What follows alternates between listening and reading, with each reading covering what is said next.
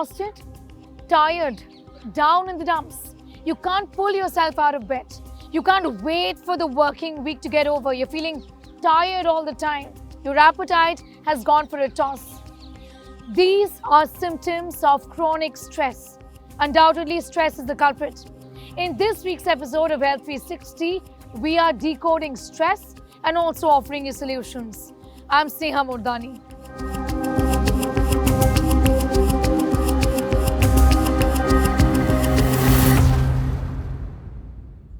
This week, Health 360 is collaborating with the India Today magazine to bring you this story on stress.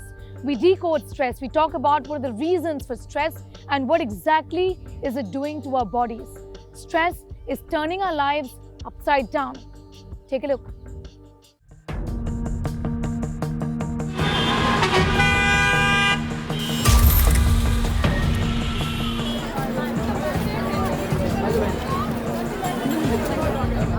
Sharp stabbing pain at the back of neck, constant headache, excessive sleepiness. Many of us are only starting to discover what stress is doing to our bodies. This is the most embarrassing day of my life. It's not. A few years ago, ABC News anchor Dan Harris had a panic attack on air. I knew with rock solid certainty. Have you ever felt like Dan? Anxious, breathless, and a sense of panic. Just panicky for no good reason. Well, the culprit really is stress here. Yet people do not recognize stress as a problem until it begins to tell on them. When there is more than the normal tolerable stress, then all these factors, high cholesterol, high sugar which is produced, high blood pressure, increased heart rate, and the spasm of the arteries of the heart also lay a foundation for developing heart blockages. Doctors say the curtains have scarcely come down on the COVID pandemic, then India seems to be in the grip of another epidemic, a silent one at that, brought on by stress. In a survey of 10,000 Indians conducted in December 2020 by the Center of Healing, a mental health service platform based in Delhi, 74% of the respondents reported stress and 88% anxiety. Nearly 70% of the therapists surveyed documented an increase in the number of patient visits.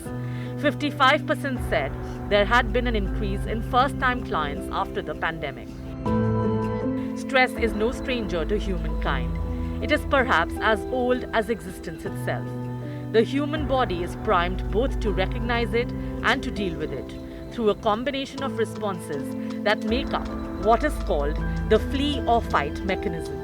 It is the overreaction to stress where things start to go wrong.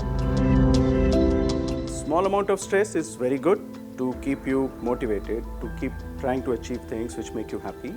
But then beyond that, stress always brings down your performance, prevents you from enjoying life. Find a balance between your work and your personal life. Then the second thing is you should always plan some short vacations in the year and some good long vacations where you're out with your family. Third is that indulging in sports activities is a great stress buster. It gives you exercise as well as a mental relaxation. What then is the science behind stress? When the brain senses a stressor, be it physical danger, the boss yelling at you, a piece of bad news, or just everyday stress, it sets off a series of well-orchestrated physiological reactions. On receipt of the emergency signal, the adrenal glands send out reinforcements in the form of the steroidal hormone cortisol. Cortisol in turn activates the body's sympathetic nervous system, causing the heart to race, the pulse and blood pressure to shoot up, and the breath to become faster. More oxygen and glucose are released in the brain and the bloodstream, providing the body the burst of energy it needs to combat stress.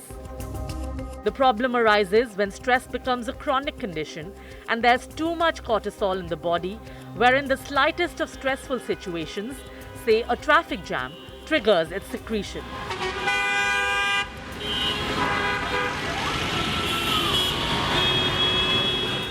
Small amounts of cortisol, when secreted in responses to stress, are actually good for our body, for our brain, for our overall health. However, when such releases, such outbursts of cortisol happen frequently, the result is slow damage to certain areas of our brain.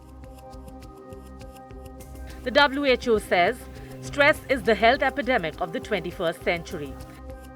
While stress may not be a disease with specific causes or symptoms, it wreaks sufficient havoc on the body's organs over time to become life-threatening. The response of stress is seen as a reflection in low levels of testosterone or estrogen in our system. Under stress, significant hormonal changes take place, and apart from hormonal changes, we also see significant changes in neurochemicals. A study published in the Journal of Ayurveda and Integrative Medicine in September 2002 found that pranayama led to an overall reduction in stress. Doctors say the relaxation could be a result of more oxygen reaching the brain and body through concentrated and mindful breathing. Pranayama is really a one-stop shop for relieving stress. It is so simple. And the best pranayama to do and the simplest pranayama to do is the Anulom Vilom, or the alternate nostril breathing. It is the simplest but also the most powerful pranayama.